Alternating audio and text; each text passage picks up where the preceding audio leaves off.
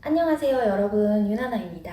모두 즐거운 주말 보내셨나요? 최근 여러 가지 요인들로 음식료 가격이 상승할 것이라는 전망이 보고되면서 최근 풀무원이 본격적으로 가격을 14% 상승한다는 발표를 했습니다. 그래서 오늘은 음식료 주식들의 전망, 식료품들의 가격 상승 이유, 또 이게 주가에 미치는 영향과 더불어 식료품 회사의 주요 소식들까지 함께 얘기를 해보겠습니다. 그리고 영상 마지막에는 피터 린치의 월가의 영웅에 소문주를 조심하라 라는 내용도 짧게 읽어드릴 텐데요.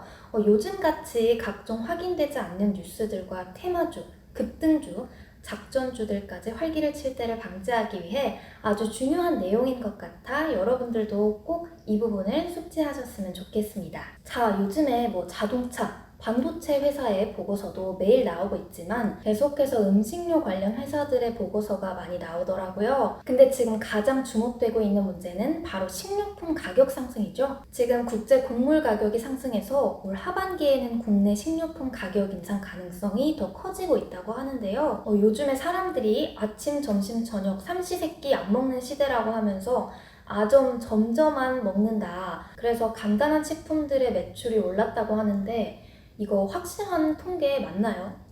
사실 저는 배고플 때는 아침, 점심, 저녁, 야식 이렇게 먹을 때도 있거든요. 근데 제가 아무리 이렇게 많이 먹고 또 우리가 아무리 먹방의 나라라고 해서 곡물 가격이 올랐냐는 아니거든요. 첫 번째 이유는 재작년부터 시작된 중국의 아프리카 돼지열병이 끝나면서 돼지들에게 먹여야 할 사료 수요가 급격하게 증가했어요. 코로나19 사태 이후 각국의 농경지와 농장의 폐쇄 조치, 또 국경 간 이동 통제 강화 등으로 공급망 문제가 발생하면서 가격이 꾸준히 상승해 왔는데 지난해 10월부터 폭등하기 시작한 거죠.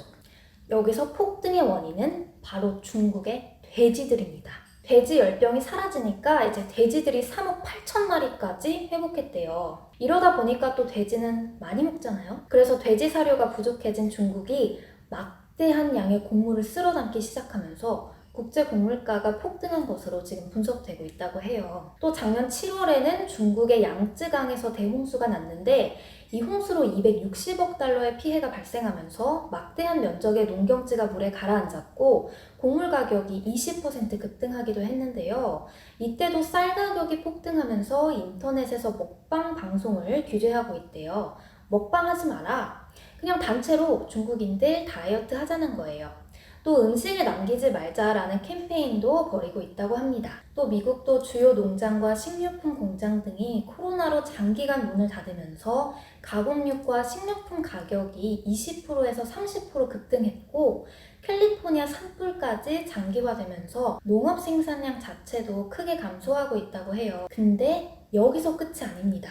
세계의 주요 곡창지라고 불리는 러시아와 우크라이나에서는 지구온난화에 따른 기상변화로 장기간 가뭄이 발생하면서 밀 생산량이 감소한 데다 코로나19로 각국의 해운과 통관 절차가 까다로워지면서 공급망 문제도 발목을 잡혔다고 합니다. 그래서 오는 3월부터는 각국의 식료품 가격 인상이 직접 영향을 끼칠 것이다 라는 것이 전문가들의 분석인데요. 자, 이 표를 한번 보실까요? 2021년 축종별 예상 사육 규모 및 원유 생산량입니다. 한우와 젖소를 제외하면 육개, 돼지, 산란계, 오리의 생산량이 큰 폭으로 줄었습니다.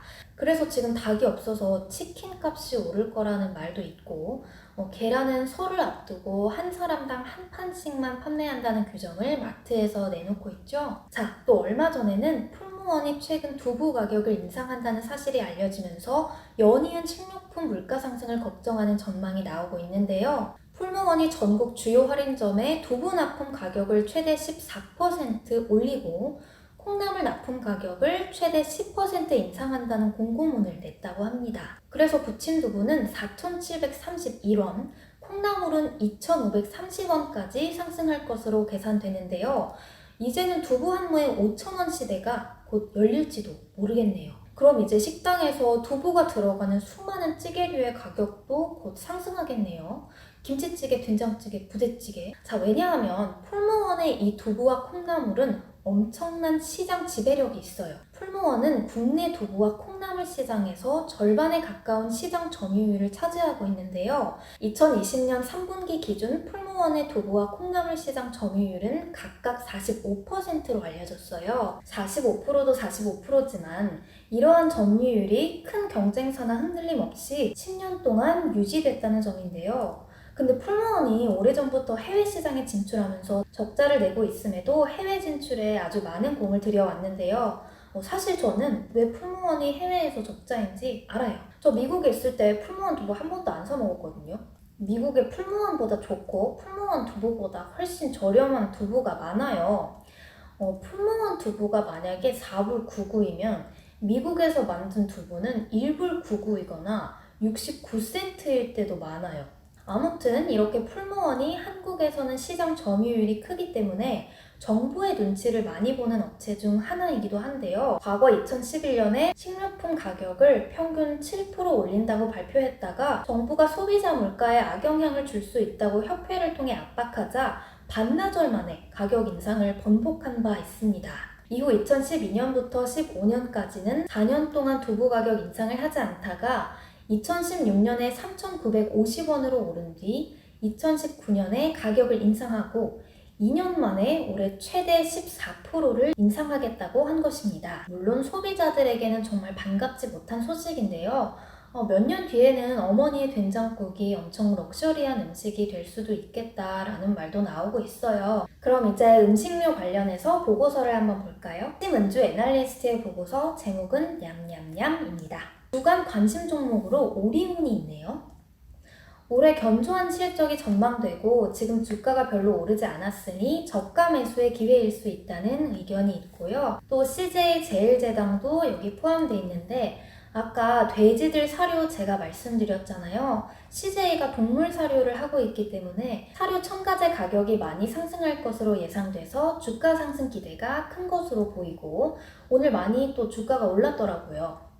또 롯데칠성도 여기 언급되어 있는데요. 이유는 올해 주류 가동률 상승을 예상하고 있기 때문이라고 합니다. 또 관련해서 주요 뉴스도 정리되어 있는데요. 오비의 새 맥주 한 맥이 다음 달 정식 출시된다고 해요. 저는 술을 안 마시니까 얼만큼 사람들이 이걸 기대하는지는 잘 모르겠어요. 제 영상 보시는 분들 중에 이 한맥 출시 기대되시는 분들 계시나요? 2019년 필굿 이후 2년 만에 하이트 진로 맥주 테라를 겨냥한 상품이라고 하네요. 또 오비 맥주가 갈색병을 버리고 투명병으로 다시 디자인을 바꾼대요. 테라가 초록병인데 이게 흥행을 해서 오비 맥주는 투명병으로 맞불한다는 게 이제 베이직 아이디어고 국산 맥주 브랜드에 투명병을 적용하는 건 최초라고 합니다. 술 마시는 분들은 이 맥주의 디자인도 엄청 중요한가 봐요. 또 이제 오리온 스낵이 지난해 12월 최대 월 매출을 기록했다고 하는데요. 이유로는 홈술족 증가 때문으로 풀이된대요. 홈술족. 저는 홈술족은 아닌데 저도 뭐 일하거나 TV 보거나 할 때 사실 과자 엄청 먹거든요. 한국 과자 너무 맛있어요. 미국은 그냥 엄청 짜기만 한데 근데 미국에서도 한국 과자 한인마트에서 엄청 잘 팔려요. 가격을 더 비싸게 받는데도 정말 많이 사가요. 그리고 저 예전에 초등학생 때 담임 선생님이 자기가 새우깡을 너무 좋아한다고 그래서 처음에 계속 뭐 Korean shrimp snack 계속 그래가지고 그게 뭐지? 그랬는데 그게 새우깡이더라고요. 그래서 한번 새우깡을 엄청 선물해 드렸더니 진짜 눈물의 아메리칸 리액션으로 고맙다고 한 기억이 나네요. 근데 사실 저는 제 브이로그에도 나와 있듯이 혜태 과자를 좋아합니다. 홈런볼 짱. 자, 또 우리 자취생들의 음식을 책임지는 농심에서는 새해 첫 신제품 짬뽕 건면이 나온다고 해요. 건면 시장을 확대한다고 하는데요. 미국의 제2 공장에서도 건면 라인을 설치해서 해외 시장 공략도 할 것으로 보인다네요. 미국에서 잘 될 수 있을 것 같은데요. 건면이면 안 튀긴 거잖아요. 그냥 건조해서 말렸다는 건데 미국인들 이런 안 건강한 음식 건강하게 만드는 거 좋아합니다. 자, CJ에서는 푸드빌 매각 추진 중이라고 하는데요. 푸드빌은 지금 뚜레쥬르만 남겨놨는데 뚜레쥬르도 지금 적자가 너무 커서 어떻게 될지 모른다는 거예요. 얼마 전에 또 제가 뚜레쥬르에 갔는데 너무 깜짝 놀랐어요. 그냥 일반 개인 빵집이 요즘 너무 맛있는 건지 아니면 뚜레쥬르가 너무 맛이 없는 건지 들어갔다 아무것도 안 사고 그냥 나왔거든요. 그래서 저는 뚜레쥬르가 적자 난다는 게 이해가 돼요. 소비자가 느꼈을 때 맛없으면 장사 안 되는 거죠. 그래서 보고서에 따르면 오리온, 제일제당, 롯데칠성의 투자 의견은 모두 매수입니다. 자, 마지막으로 이번 주는 정말 중요한 일정들이 많아요. 일정 한번 보고 가실게요. 특히 내일 현대차와 삼성바이오로직스의 실적 발표가 있습니다. 월스트리트 저널에서 현대차 4분기 실적 엄청 기대하고 있다고 기사가 아까 나왔더라고요.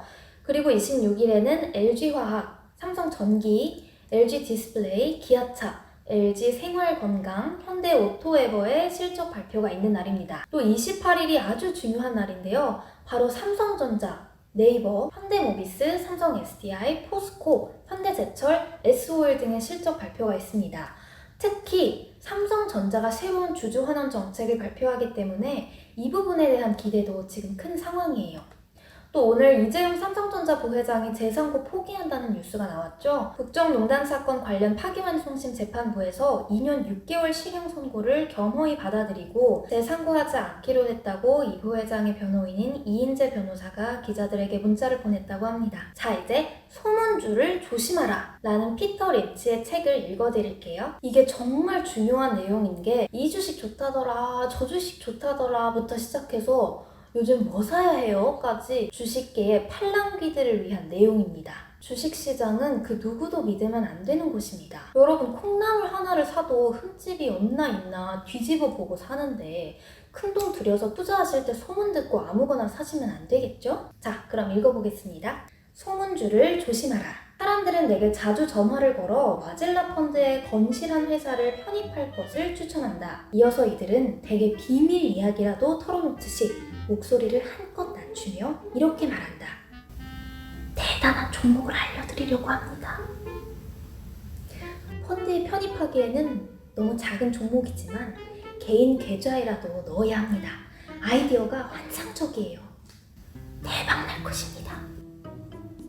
이러한 종목은 소문주 또는 폭탄이라고 부르는 것으로 여기에 투자하는 것은 무모한 도박이라고 보면 된다. 내 귀에 이런 이야기가 들어왔다면 다른 사람에게도 이미 다 퍼졌을 확률이 높다. 예컨대 파파야 주스 추출물로 디스크 진통제를 만드는 회사, 정글 치료제, 첨단 기술, 소에서 추출한 모노클로널 항체, 다양한 기적의 첨가물, 물리 법칙을 거스르는 에너지 문제 해결책 등이 있다. 어떤 소문주는 예컨대 석유 부족, 마약 중독, 에이즈와 같은 최근의 국가적 문제를 해결할 수 있는 사업이라고 주장한다. 이들이 제시하는 해결책은 1번, 매우 상상력이 풍부하다거나 2번, 너무 복잡해서 인상적이다. 네, 굉장히 솔깃할 만큼 아주 풍부한 상상력을 지닌 주식들이라는 말이 저는 정말 많이 공감이 되고요. 내 귀에 들어왔으면 이미 수천, 수백만 명의 귀에도 들어온 정보다 라는 게 정말 중요한 포인트인 것 같아요. 그럼 오늘 저는 여기까지 하겠습니다. 오늘은 개인은 매도, 외국인과 기관이 강한 매수세를 보이면서 코스피가 2.18% 상승한 3,208.99포인트로 마감을 했는데요. 내일도 200선을 지킬 수 있을지 잘 지켜보면서 현명한 대응 하시길 바라겠습니다. 다음 영상에서 뵙겠습니다.